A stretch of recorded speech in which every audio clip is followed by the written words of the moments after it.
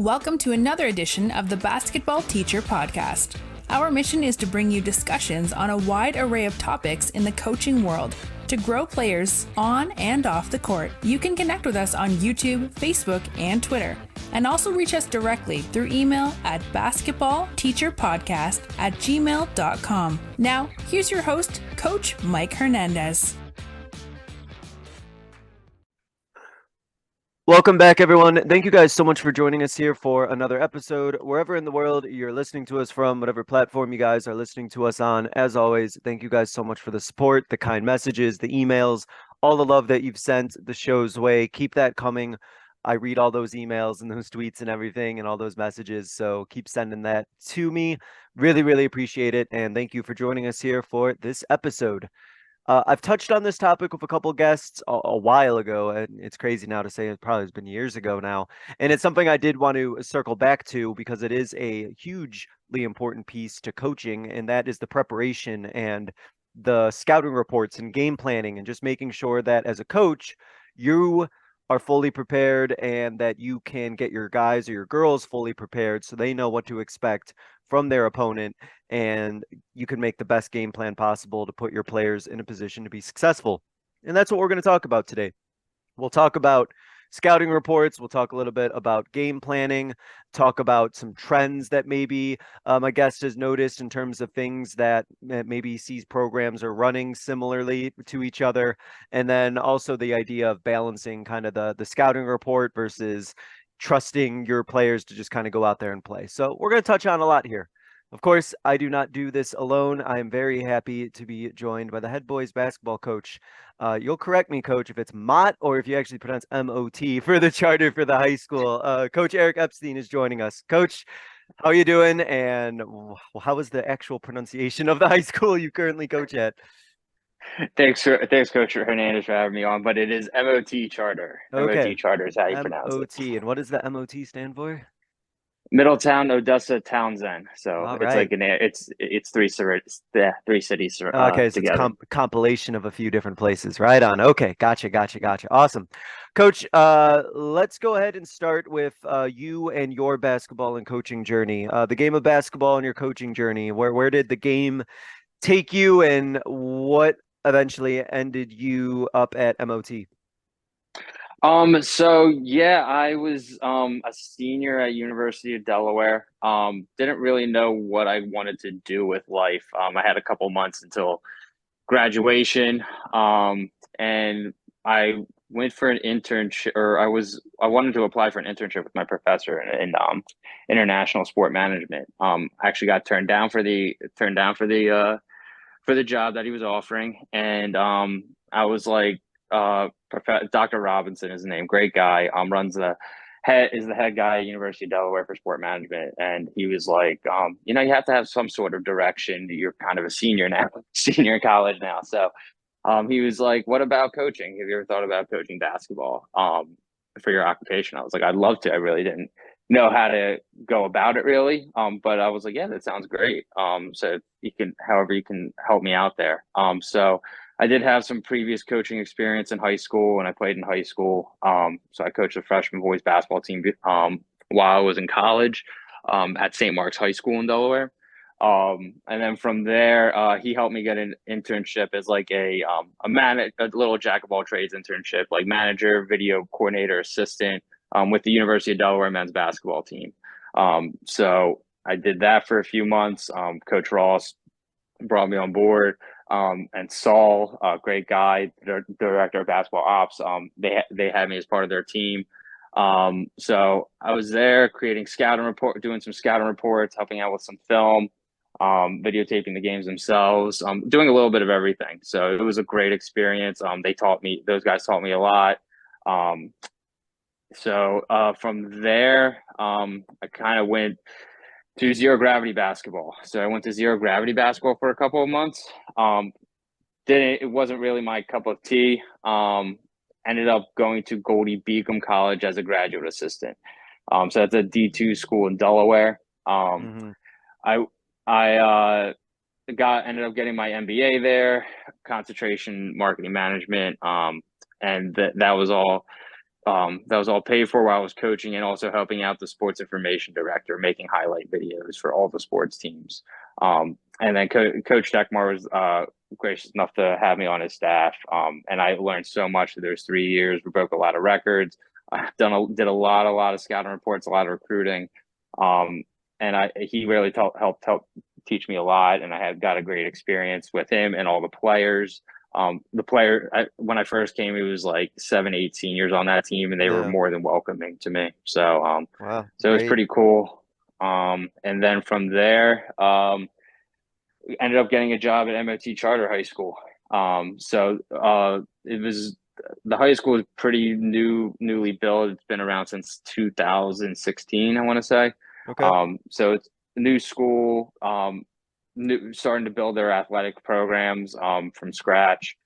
And so after they had a couple seasons, and they asked me to come along, and then 5 years later, I'm still the head coach there. So it's great. It's great. I honestly didn't expect it to turn, for me, to be honest, for me to stay there as long as I did. But like they're just such a great it's a great administration, great kids to work with.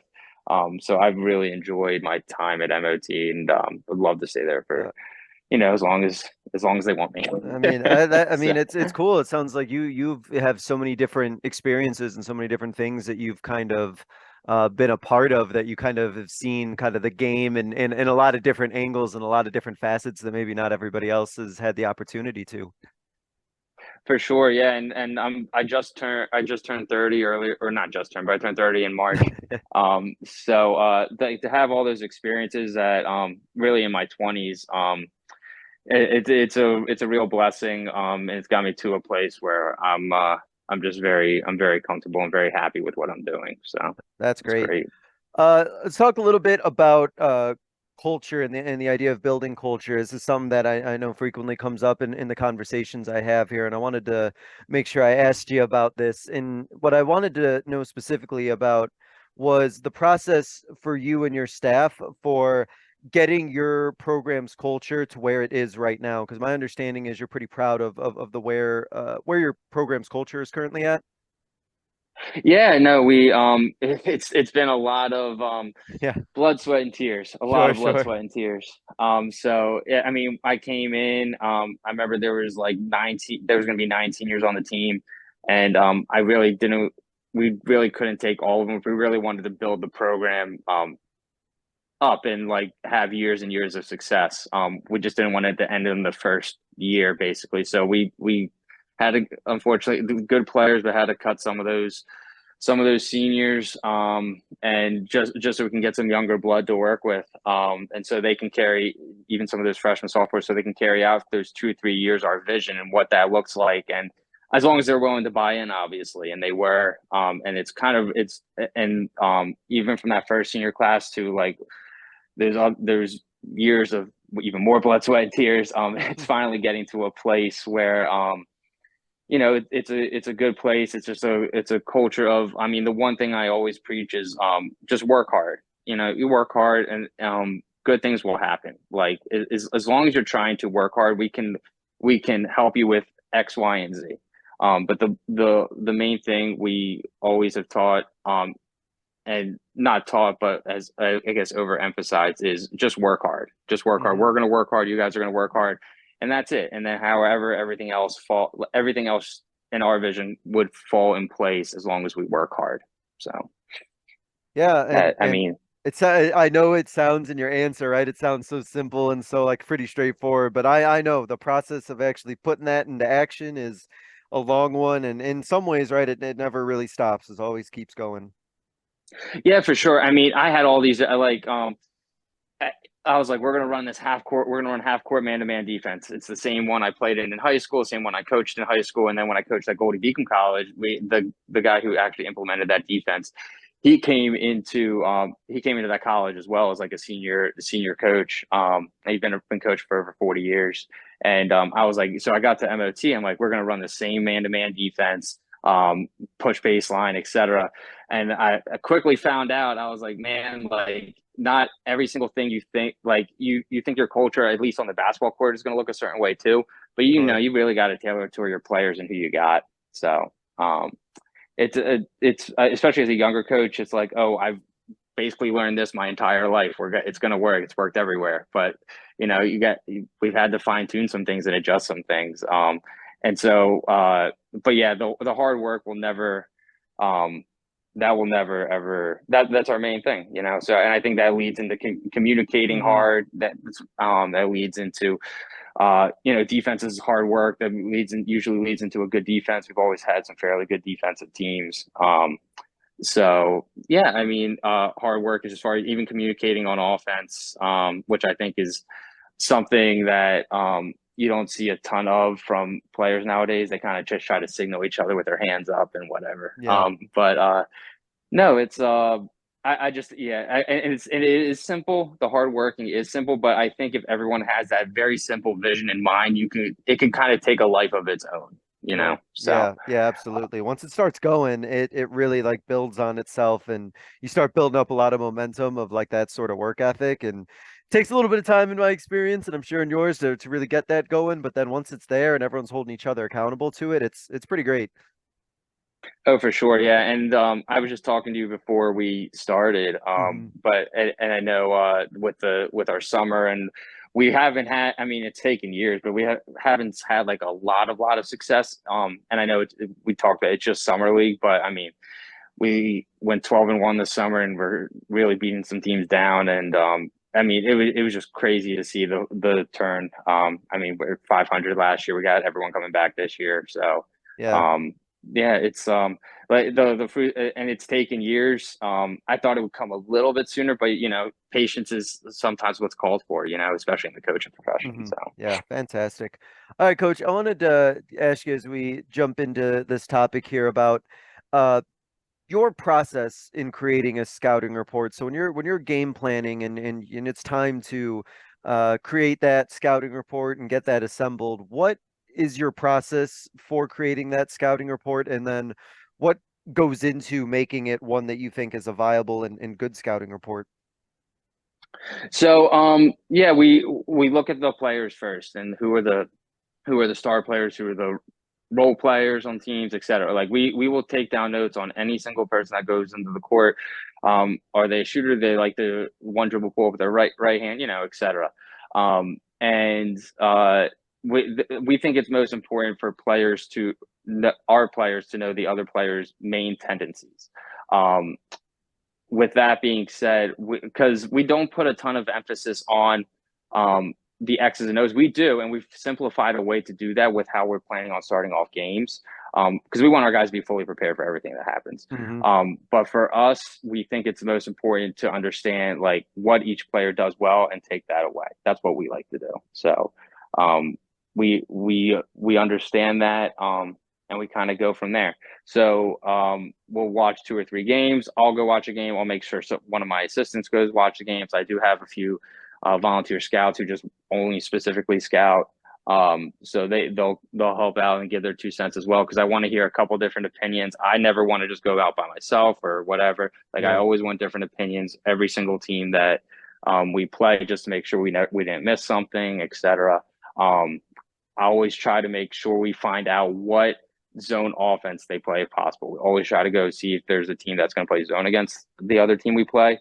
What we've kind of found out, and I know I was talking about, man, I'm this half-court man defensive guy. I've grown up through it. But we, with our team's identity and as it's currently structured, like we do really well with a 2-3 to start off a game. And I never thought I'd be playing a 2-3 zone, to be honest, just the way I grew up. But it's a lot simpler to put on a scouting report, a 2-3. Because I mean, what we found is there's really 2 main offense. At least the teams we played, there's 2 main zone offenses that we see, and it's a 4-round one, and they follow the ball around, or it's a 1-3-1. Okay. And so because of the understanding, like most teams are going to run those 2 zone offenses, we can kind of prepare and be like, hey, this is what they like to do. And for the most part in the zone, as long as you can take away the layups and those high lows, from there you got to understand who the shooters are and kind of shade towards them.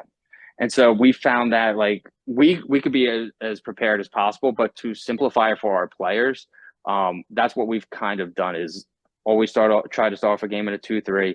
If we know a team could really pick apart a zone, then start off in a press and go back into a 2-3. But we found it keeps guys fully understand what the other team's going to try to do to us at the very least.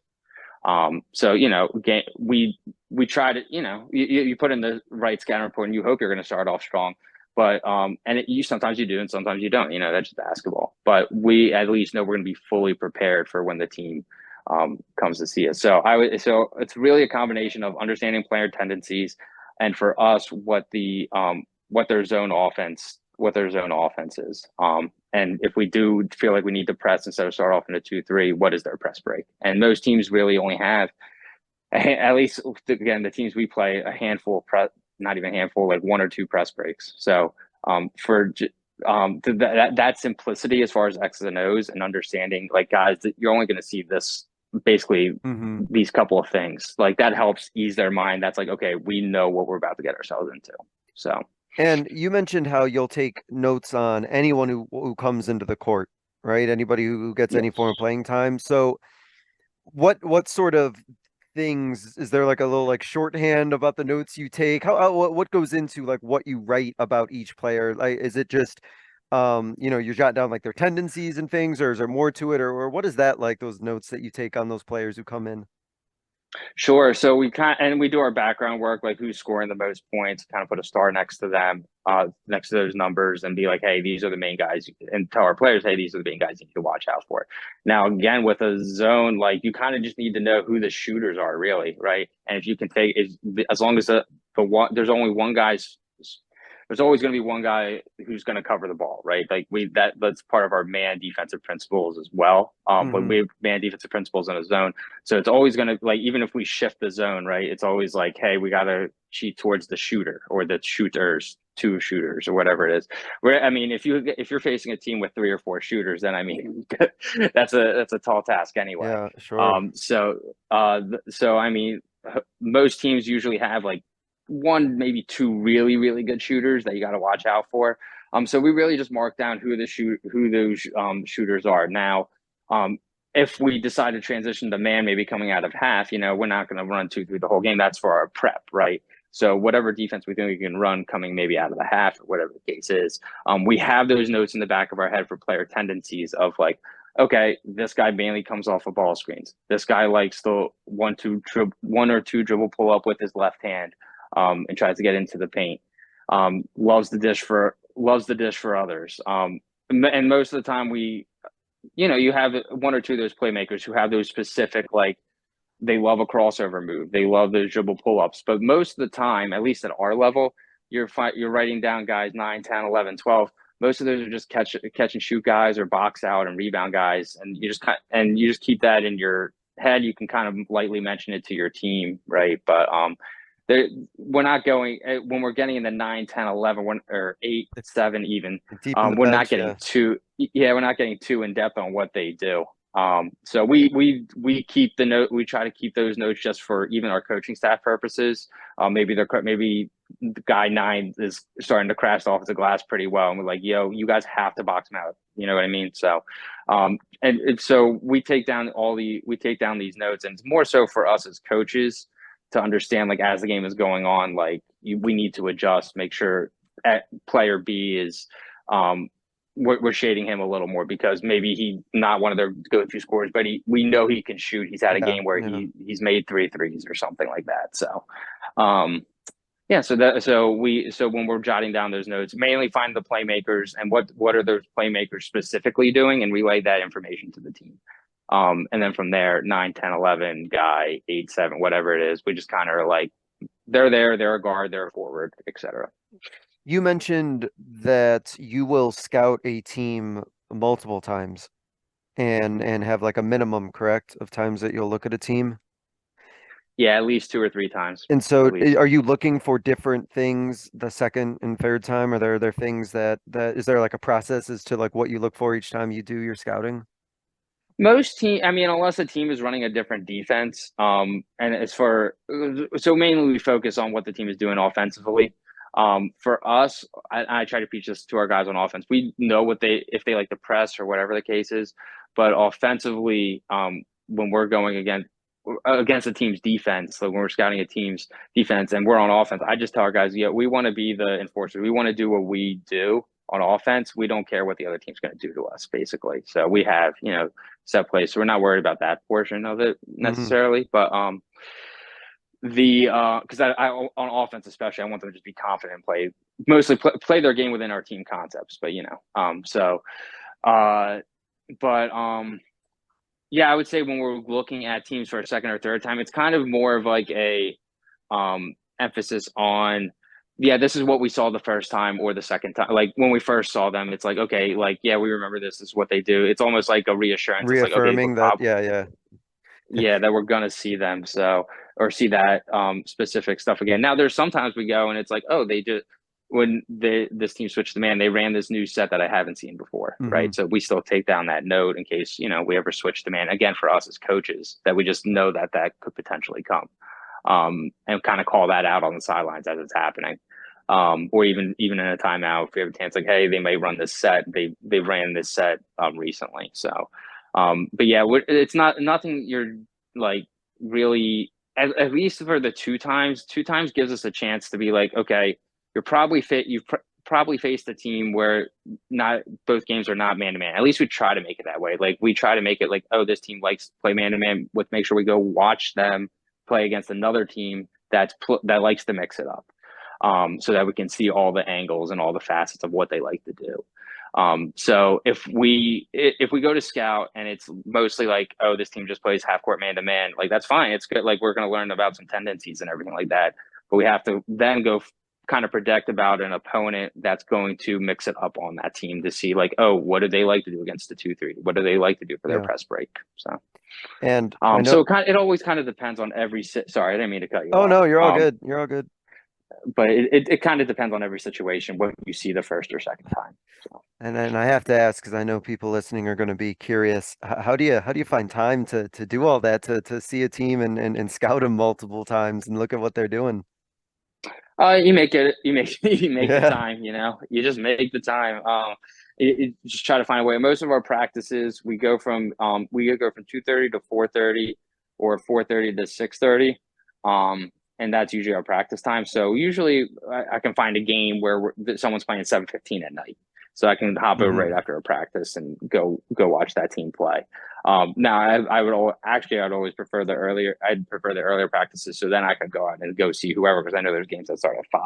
So it's really, you go from practice and then you go scout. That's pretty much my daily routine during the season. So that's long days, I guess, but that's part of what comes with it, huh? Yeah. I love it. I mean, even like I said, going back to my college days and college coaching, like you had to watch a team multiple times. So I've always enjoyed that facet. So like, I know it's a lot of work and it takes a lot of time. And having good assistants and good scouts that will help you go watch those games too. It's extremely vital and extremely important. So not only you can get those views, but you're just getting more eyes, having them watch more games. I mean, it's really, I had a scout this past year, really helped us out a ton. And helps you as a coach out as a ton if you have those guys that are willing to go out and help scout for you too. So, and I've noticed, and you can speak to this too, that there is a big difference in what you'll see in person versus like watching film of a team. It's completely different in a lot of ways when you actually like see it up close and personal and kind of are actually in there when it's happening versus kind of like seeing it on film. Yeah, I think watching it, and sometimes we watch on film, but we really try to always go in person, especially when they call something out. They call out a play, even if it's as simple as a ball screen. You kind of can see what their hand gesture is for calling a play, or it's a verbal call sometimes. So we really like going in like you said, going in person and watching it. There's still benefit to watching it on on video, on film or on huddle, absolutely, yeah. So it's actually more important that we've gone out to watch, because we actually don't even have huddle. So then you better be there then in person. Yeah, so we're everywhere. So but yeah, I mean, there's definitely benefits to both, I think. Sure. But I think you at least have to get one live scout in there, go and see them in person. Like we do watch the video once. I mean, we'll scout twice, at least twice, and maybe one of those times is video, but we definitely have to see them play in person at least once. So how do you then take all this information, all the scouting, all the notes and everything, and the tendencies and what they run? How does that then get boiled down to what goes into your practice plan, as well as like how you communicate this stuff to your guys? Yeah, so I'm a big believer in also like, what we do too. Like we have our identity. Like Mhm. basically, like you got to come and stop us too. Like you got to come. You better be prepared for what we like to do. So actually, we put in all this time for scouting, and we do all these things, and we'll before our practice starts, we kind of write on the board like this is what they like to do. This is kind of, and we kind of take 10 minutes about what they do, and then really we only take 10-15 minutes on the court for what the other team is probably going to come out in and what they like to do, because again we do all that scouting, and it's more so for game adjustments, and if we need to change and need to change out of our 2-3 at halftime, or out of our 2-2-1 press at halftime, or whatever the case is. So the implement, we write it on the board. I give them a sheet. Usually I try to keep it one piece of paper, keep it simple for them. Like, hey, like just look at this one sheet of paper. That's all you got to do. Just to kind of prepare yourself for what you're going to see and what we're going to have to go up against. So talk about it before practice, write it on a piece of paper, and then we kind of go through like a 10, 15, 10, 10, maybe not even sometimes 10-minute walkthrough, because again, like we run that 2-3 zone, like we're only going to see so many different things out of it. So, so really it's gave us time to prepare for our opponent and really focus on, it's really best for both worlds, prepare for our opponent, what they're going to do, and practice what we do well, so. And is this always been kind of the same process? Is this evolved over the year, how you kind of take this stuff and put it in your practice plan, or has that always kind of been your strategy for doing it? 100% evolved. It's 100% Okay, so evolved. what was that evolution? I guess my question then is how did you through trial and error, what did you learn that maybe didn't work or had to be adjusted to get it to where it is right now? Well, I would say like because I was a big man-to-man Hmm. half court kind of guy, like adjusting from that, because like I remember I come in and like hey, they like to run 6-7 sets. Let's practice through these 6-7 sets, and it's like, man, like it's just even going over X and O for kids that just want to play basketball, So like starting off in half court man-to-man, and eventually evolving that over time to kind of just starting off in 2-3. Even like when I first started transitioning to a 2-3, it was like, okay, we still have to run man. So like, Hmm. but we've gotten to a point where we're just always starting off in 2-3. It's just so much easier for our guys. I used to have 2 or 3 pages of a scouting report, and then looking at it, I'm like, is a kid going to do this 20 times in the regular season when they also have to worry about school and and everything else going on in their life? Like, do they really? And their attention spans nowadays. So you got like, it's true. Like I try to keeping it on one page as opposed to there's 2 or 3 pages. I remember writing up on the board one day, and I filled up the entire board before a game. I was like, this is what they like to do. And I remember looking at the players' faces, and they're just like overwhelmed. They're like, what is it's like rocket, Hmm. they look like rocket science on the board. So like I remember that, and I'm like, man, we got to simplify this down. We got to simplify, because I'm still in the mind of like college coach, like the college. It's a different world from college players to high school players a lot of the time, and they're able to attain different information. Even college players, it's we gave them a ton of information, but we've had to try to find ways to even refine that as well. It just trying to make the game simpler, but still have your guys prepared. So what yeah, I mean, so I would say the refinement process, it's been slowly but surely over time. So again, starting off with those 2 or 3 page scouting reports and the full whiteboard, and taking up 30 minutes, probably 30 minutes, 40 minutes, maybe if it's like a team that runs a lot of sets of practice time to prepare for a team. It's just a lot, especially if you're doing it one time before a game, and we've seen them a couple times. It just became overwhelming. And since I realized it was overwhelming, and slowly narrowing it down from the 2 to 3 page and the full board and the 40 minute of practice time to the 10-minute practice time. And it really came down to me slowly but surely getting out of my ways and what I've always seen, just to That make can be it hard. better I for know. our team. Yeah, for sure. So, I mean, just to get it better for our team and get our guys the most confidence they have possible and still have them, prepared. I think that's the main thing is for me to get out of my own way for my team, for our team, just to simplify everything. Because again, scouting, and we've narrowed our time down, and we've been efficient with it. And it's not necessarily like we've always everyone, including our players, our coaches, we understand the importance of a scouting report and the importance of preparing. But we just been able to find time to narrow down that time, especially with our players, and just help them be able to play a little more freely, a little more confident with everything. So, Eh, yeah.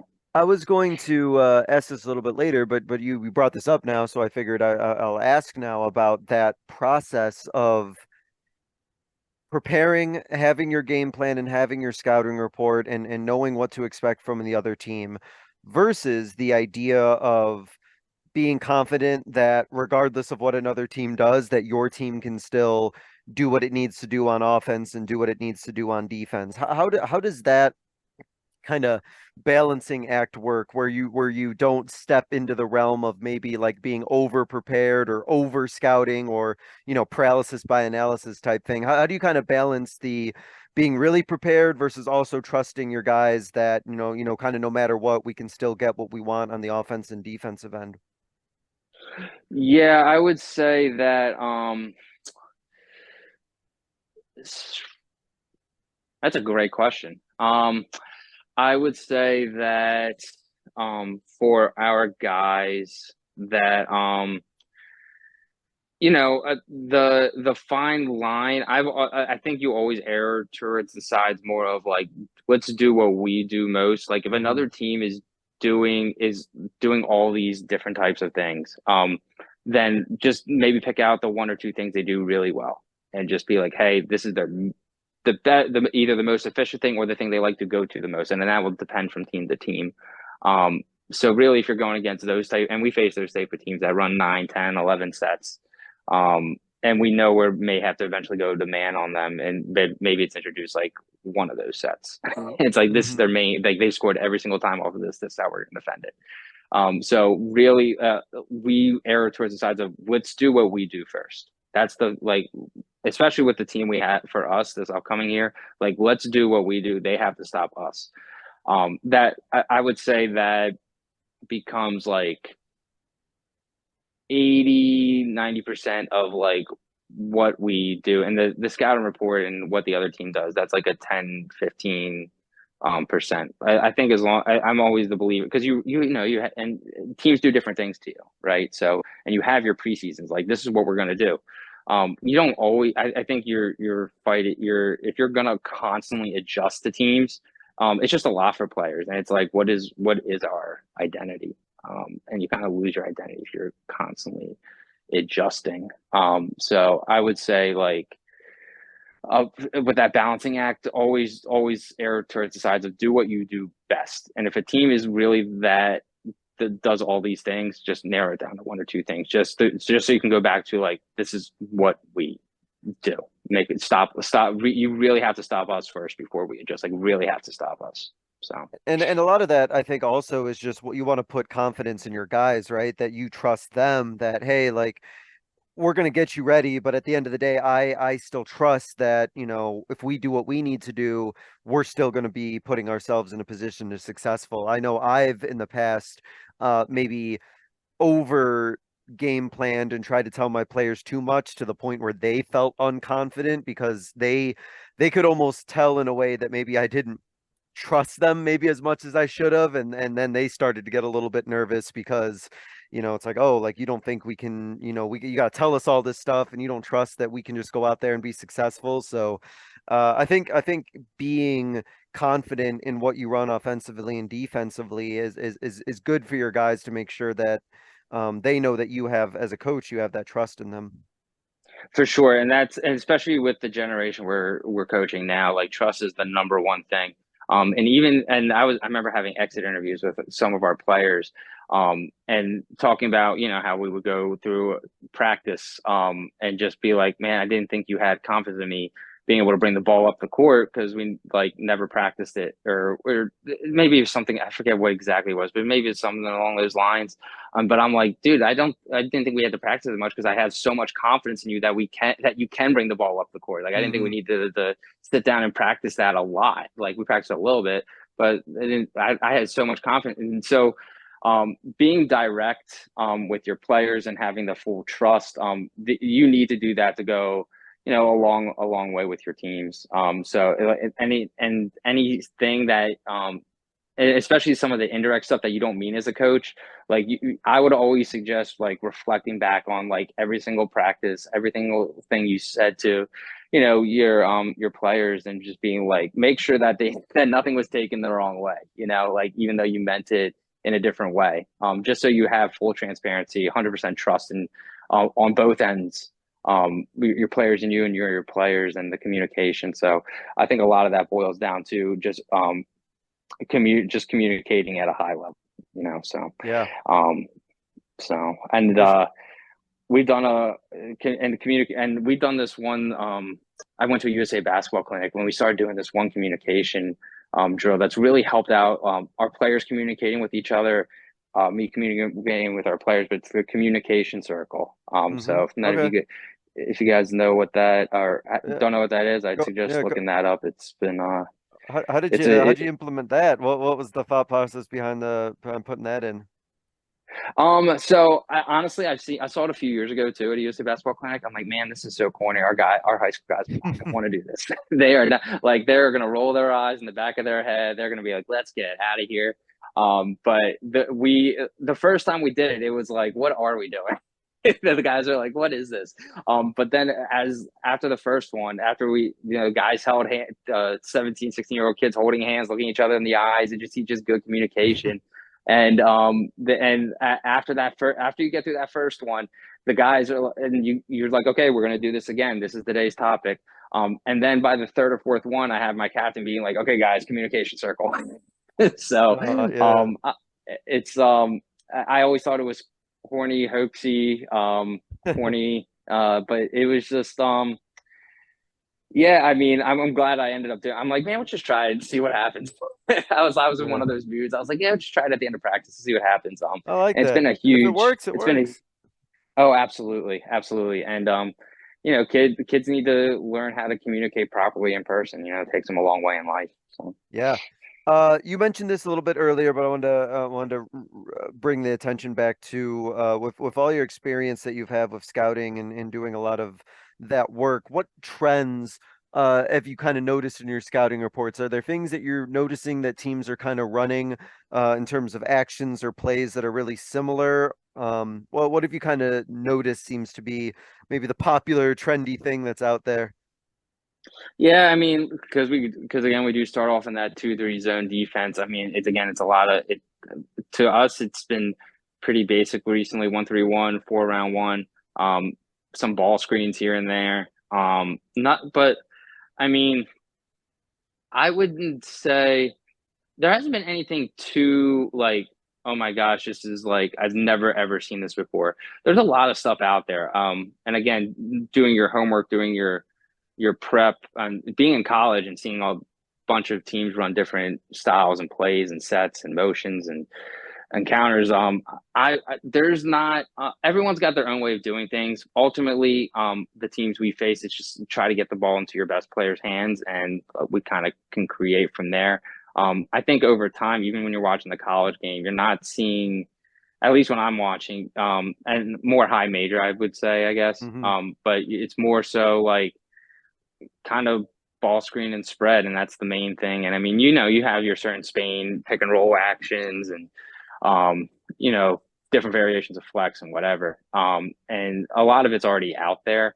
And I wouldn't say there's like a trendy thing. Maybe it's going more away from, your old school flex to ball screens nowadays. I mean, but what I'm talking like long, it's probably like 10, 15 years ago. I mean, like when I was playing, like that was a lot more off ball movement, a lot of off ball centric. Now it's become just way more ball screens, get the ball to your best player, less post ups, more spread out the court, 5 out, 4 out type of motions, and just kind of letting your guys play and teaching them how to play. That's kind of what I've seen, is more coaches teaching their guys how to play the game, more so than specific actions and sets. I think that's a good thing. I think teaching how to play is better than having players just necessarily memorize, plays or scripts. For sure, absolutely. And it just they can do what they're a little more accustomed to, instead of like, you go play from when you're 5 to when you're through middle school and you're probably not running a ton of plays and sets and everything like that. You kind of just keep that same. It's a smoother transition, I think, for high school coaches nowadays, to kind of a little less set. You still want your sets and everything. You still want to play that's going to get you an open 3 with 10 seconds left or whatever. But yeah, mostly it's not, at least from our end and here in Delaware and the teams we faced, I haven't seen a ton of new trend, nothing that's groundbreaking, basically. Do you, when you're scouting, do you look at also the coach themselves? I know some do and some don't. Do you look at like the way the coach is acting, or the way like the coach's tendencies, or you just kind of focus mainly on what's on the court? Or what is your kind of thought or belief on that? Way more what's on the court. Way more what's on the court. Coaches are going to react and coach their players differently and have different relationships and talk with their players differently. To me, at least for what we're doing at our school, there's not really a benefit of how the other coach is acting or communicating with their team per se, whether they're a screamer, yeller, I guess that's where you're getting at, or whatever, or they're a more patient, stoic type of guy. To me, that's just them coaching, and we're over here coaching and trying to communicate with our guys. So I don't put, to me at least, I don't put a lot of stock into what's going on those other benches, because once I started paying attention over there, I'm just and maybe it's for a play, maybe I'll look over and see if there's a play call, or one of my I really have my assistant coaches try to look over and peek over what's going on, because maybe they see a play or a hand gesture or something like that for a play call. And I do make sure my assistants, every now and then, I'm like, hey, make sure we kind of look over and see if there's anything going on. But for me specifically, as a head coach, I don't want to peek over and see what's going on. I got to worry about what we're trying to do and what everyone on the court is trying to do.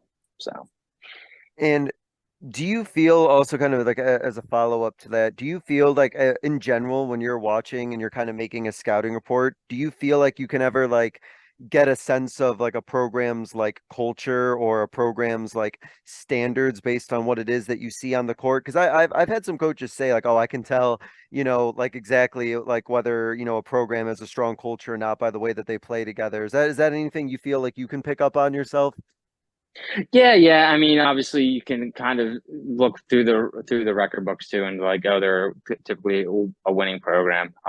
But and that's kind of where we're at. We kind of base it on past history, but you can tell, kind of how the guys communicate with each other. I would say the biggest thing, and you can kind of tell from who's got a strong culture and who doesn't, is kind of like who's there to just play the game and communicate about playing the game. Sometimes especially nowadays, you get into antics of like, just a lot of anger, frustration, just not keeping your head in the game, and just more, in a bad culture, I would see like just constant arguing and bickering, and there's times for it, that healthy banter, I guess you'd say.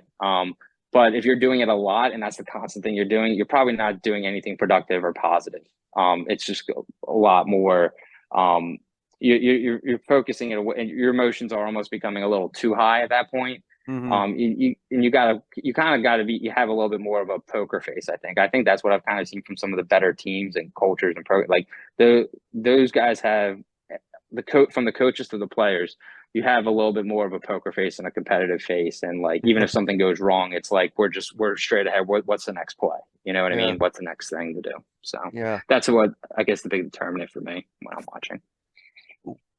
When you are scouting, and when you go and you put that game plan into action, you put that scouting report into action, after the game is done, after you're done coaching against that team, after you've prepared for them, and then after you've coached against them, um, what is kind of your process on kind of reflecting on that game plan or that scouting plan that you created? Is there like a reflection process where you can say, okay, like I know that this was a really good game plan and I did this correctly, or like, ooh, maybe like I should have looked out for this? Like in your experience, what is kind of your reflection on like the game plans that you make after you're done coaching against that team? And I think a lot of it, because a lot of it's the preparation, and the game will kind of go how it goes. But to me, it's always how does the game start? Hmm. Like, how did the game start? Did you if the game started really well, I think you properly prepared your team. And maybe it's not even necessarily in the score, but putting your guys in the right position. You and like maybe on offense, like you got your guys in a layup position, but they just didn't make the layup, right? They made like they got less layups, and they had to take some really hard contested threes, but they made them. So I would say that more so like, did we put our guys in the right position? And did we get the other team out of their positions? And sometimes it's indicated by the score, and sometimes it's not. But I would say the start of the game is the biggest. Like, okay, we put our scouting report was either success or not a success based off the start of the game.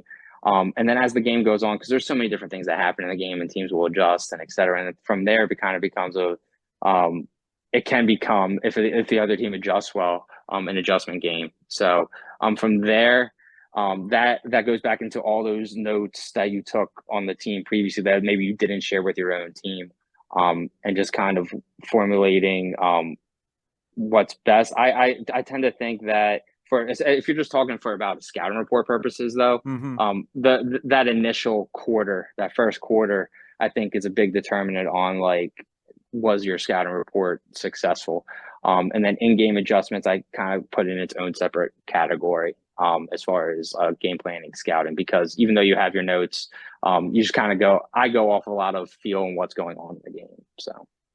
And I think that's a good caveat and a good thing to kind of maybe mention for, especially for those listening who maybe are just kind of learning or diving into, creating game plans and grading scouts, is that any good coach that you go against will probably have some counter or have some reaction to whatever it is that you're doing. Once they get the sense that, okay, they've kind of scouted me and they kind of are aware of, the tendencies of what I'm trying to get to, now I'm going to throw this at them or this counter to it, and then see how they react to that. And I think most prepared coaches or good coaches are kind of ready for that chess match, and maybe even hopefully a lot of them anticipate that, somebody's been scouting them or seeing what they're doing.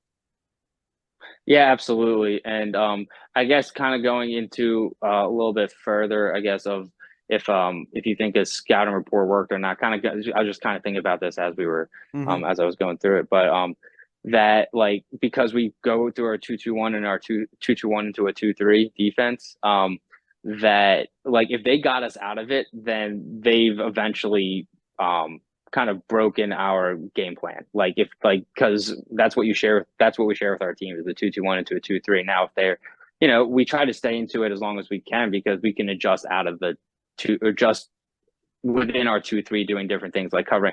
If they're passing it to the short corner, right, make sure we're backing up to the short corner instead of the corner three. Or taking our top two guys, make sure we're taking away make sure that other guard's taking away the high post, because they're starting to hit that a little more. So, and you can, and that's what I'm talking about with the in-game adjustments. Hmm. So I think for us, you could take our scouting report and our game plan, and if we could stay in that 2-2-1 into a 2-3, for us, almost the whole game, or just keep it to a 2-3, then we've done a really successful job with preparing our guys, especially with those adjustments out of our 2-3. So yeah, no, I just figured I'd share that. It just kind of popped in my mind. Yeah, I mean, yeah, no, that's great, and I appreciate you sharing that, and I think that just kind of also adds to kind of the overall point, like the scouting report that you make. It's almost that's just like the beginning, right? That's kind of like the beginning step. You make this scouting report, and then with the expectation that we know that this this chess match is just beginning, and like the scouting report is, as you mentioned, it's kind of for the first initial stages, and then there's still, though, obviously plenty of coaching that needs to be taken during the game, because that's when the real back and forth takes place and happens from there. So it's kind of like the initial, like, well planned out, maybe it's the first quarter or so stage of the game, and then there's kind of the adjustment period and the back and forth period that happens for the rest of it. Absolutely. It's like that I forget what it's exactly called, but that five-piece move in chess that you get to checkmate. So that's kind of how I view scouting and game plan. If you can get that five move checkmate, then you're doing a Yeah, really good yeah. job with your scouting. Yeah, So yeah, absolutely. Before we hit our concluding segment, I did want to ask about the process of kind of distributing the scouting and game plan work among those in your staff. How did that kind of break up in responsibility go, of like who in your staff is, responsible for what when it comes to scouting and game planning? Is it all you? Is it broken up among other people? What does that kind of look like? I always go to two or three games personally, and then if my assistants can come, and really I have a JV and a freshman coach that are there full time, so I don't have a varsity assistant. So outside of their time, if they can go, or if I got an extra, I might have a volunteer or tier two during the year or a scout. I just give them the schedule. I'm like, hey, let me know what games you guys can go to. If you guys can go to this game when team A is playing team B, like, or I give them the whole schedule, and just let me know what games you can go to. These are important games, and then whatever games they can't go to, I try to make it a priority to go to. At least see the team two or three times. So, I just share this with our staff, like, hey, like for the upcoming week, hey, these are games that we should probably go to scout. Can anyone go to see these games? And what's the back and forth conversation like, when you're scouting with somebody? Are you all looking at the same things, then comparing notes? Is there kind of like breaking up of responsibility, or what's that collaborative process kind of look like when kind of multiple of you are out there looking at a game? Yeah, I mean, and generally, at least for us, like I've got a great staff. Hmm. All the volunteer scouts and coaches, and the JV and freshman coach. Like we've kind of talked through the terminology through almost 5 years now, and kind of like what we expect and how we teach the game, and they've been great job of learning from me as much as I'm learning from them, and we kind of all come across the same terminology and how we're starting to see the game together. So really, when we're going through notes and we see these teams at different times, like we kind of have similar notes. I mean, someone might pick up something a little bit different, with maybe an extra tendency, or like, Hmm. hey, they threw this new set out there. Make sure or have you seen this set yet? And I'll say yes or no. But because we're on the same page, and I communicate, and we as a staff we communicate extremely well with each other. That really there's no vastly different opinions out there, if that makes sense. And it also, I can tell that you have a lot of trust in your staff too, that if they say they saw something or there's something that they noticed, you respect their opinion, you're taking that into consideration, and they're valued, and you want to know what it is that they're seeing and what it is that they're writing down. Exactly. Yep. Because I mean, again, like I could easily have missed. I could easily miss a couple things. And they could maybe miss a couple things if I send them out, and I had to go there and be like, "Hey, did you see? Did you end up seeing this while you were there too?" And just kind of bouncing like our notes. It's like, hey, if I get the notes back and I'm like, maybe something's missing. I'm like, hey, did they run this time? Or did they not run it at all? Hmm. That's kind of the back and forth. It's kind of it's just double, triple checking like what we're seeing, and then if someone sees something like, hey, like we also kind of go through keys. That would be the other things, and maybe not even what the other team is doing, but I also give the assistants and my scouts um, the like, hey, let me know what do you think the keys are to win this game? So I can kind of share that with our team, because we try to come up with 2 to 3 keys per game. Like this, if we do these 2 or 3 things, we're gonna have a good chance to win this game. So I tell them, I'm like, when they're scouting, I'm like, hey, so like you're watching. And that's kind of where, because we talked through a lot of different things. We could do a lot of different, we could have a lot of different keys to our game, or from game to game, different keys. So it's like, hey, like what's the main thing here? And sometimes it's this, you're saying the same thing, but the terminology is different. The vocabulary is different, where it's like, oh, that sounds a lot better when I'm communicating this with the players. That will help them get a little more motivated. So, so really a lot of that's like, especially with keys to the game, I found that extremely useful when communicating with our staff, like the vocabulary that we were sharing with each other, making sure that it's specific for when we share it, like it's going to click in our players' heads. So. Yeah, and you definitely want to be on the same page with that, because we just talked about, right? You try to simplify, get it down to one page, get it in a way that your players get the information they need. They don't need to get even more confused by, different language that's supposed to mean the same thing, or mixed messages, even, accidentally or otherwise. Exactly. Yep. No, 100% agree. As long as yeah, the vocabulary are like for like example, like as far as just like for a scouting report, like with vocabulary, maybe it's like we have to fully deny this guy, or maybe another coach is like, we should maybe shade a little bit, which is kind of denying him, but like making sure we're in some solid help there too. So like it's those little things too right there, where it's like you're kind of saying the same thing, but we're not. So, and we've gotten to a point where if we have those different opinions with scout reports, like those very minor adjustments, very like, oh, like, yeah, maybe we should fully deny here. Or when I initially put it on that scouting report and I share with my assistant coaches before I share with the players, they're like, oh, didn't you mean to say, shouldn't we fully deny him instead of, shade him, or, little things like that. So, and that's just one small example on a player, but on a player tendency, but yeah. Well, you want to make sure that language is right, though, so that way you can just say those couple words, or that term, or whatever it means, and everyone on your coach or everyone on your team knows what that means. And no matter who says it, whatever coach says it, everyone knows and everyone can react to it. And it's going to save you a lot of time rather than those mixed messages, which I've had before. And then all of a sudden a player is doing something I don't want him to do, but it's because they heard another coach say it and it meant something else, and when I said it meant something else, and it's not even the player's fault at that point. It's us as a coaching staff don't have our terminology right. Oh, for sure. Yep. And yeah, no, if yeah, you want to have successful scouting reports, like all that's got to be, especially when you share with the players. It's one thing when you're communicating with coaches back and forth, but when you share with the players, it's like that's got to be close to, written in stone. Like this is exactly what we want. So. For sure. Yeah, absolutely. Awesome, coach. This is great. To wrap up, there's a couple of questions I ask every guest. I'll go ahead and start with this first one, which is thinking back on your coaching career. What is a moment from your coaching career that you think others listening would be able to learn from?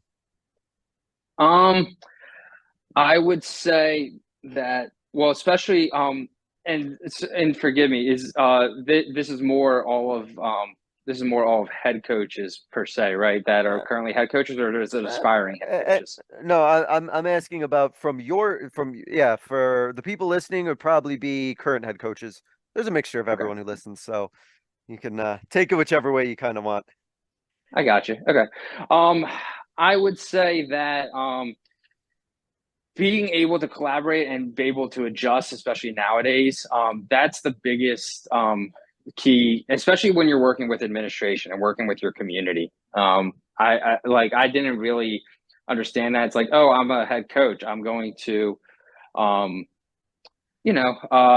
this is how we're going to do things, X, Y, and Z. But it really becomes, and you really need to have an open mind with the collaborative process and adjusting to a little bit, and still keeping your values and ideals, but maybe and maybe it's not on the court, but what your athletic director sees, or making sure you're communicating with your teacher or with the teachers, and everything like that. I would say that having a strong collaboration process with everyone in the community, and your administration and your parents and et cetera, that just goes a long way, and that takes some time to build up. So but I think no matter what you do, no matter what you decide to do as a coach, again, I think if you have a strong collaborative process and you're there for the players and you're trying to make them better people, and we want to make them better people on and off the court, then that's all we can do as coaches. So I think that should be the main focus for every coach and every head coach in that position. Awesome. Really well said. And to wrap up, Coach, I give every guest what I call a 60-second soapbox, but I'm not going to time you. So don't worry if you go over 60 seconds, but it's your platform to kind of speak on whatever you wish. Get out a final thought, a closing message, a final idea, just something that you want to leave the listeners with. You are welcome to take it any direction that you want. I'm just going to kind of give you the floor here, and I'm just going to kind of let you take it from here. Yeah, I mean, kind of piggybacking a little bit on what I said earlier, just be willing to adjust, always adjust and improve yourselves. And everyone will see that, and everyone will want to improve with you. So that's kind of all I gotta say is I think I think everyone listening, including me talking right now, and you, Coach, as well, we're just we're out here to make a difference. And I would say that as long as we're a big part of making that difference is improving everything you do in coaching, everything you do when you're in your daily life, for your family. Like, as long as we're there for each other, you're there for your community. I just think it goes a long way, and I think we're really doing a good thing. I think all of us coaches are doing a really good thing. If we can kind of hold by that and do well by our players and our communities. So awesome. Yeah, we're all in this hopefully to help out these young men and women that we work with. So in some respects, in many respects, we're kind of all on the same team here. So that was awesome. Appreciate you sharing that thought. And thank you, Coach, for coming on. I know as we're recording, you're giving up the last bits of your summer here to talk some hoops, but appreciate you coming on, talking about game planning, talking about scouting reports, a little bit about your program culture, and all the things that we talked about in between. So awesome that you had a great summer and that the summer ball went well. Keep it up, and hopefully it's a great year, Coach. Thank you for joining us. Thanks, Coach Hernandez. I really appreciate you for having me on. I'm happy to do it anytime. Awesome. Thank you guys so much for listening. This was another edition of the Basketball Teacher Podcast. We will see you guys next time. Thank you for listening to another edition of the Basketball Teacher Podcast. Make sure to connect with us on YouTube, Facebook, and Twitter, or reach us directly through email at basketballteacherpodcast@gmail.com. Take care, be safe, and we'll see you next time.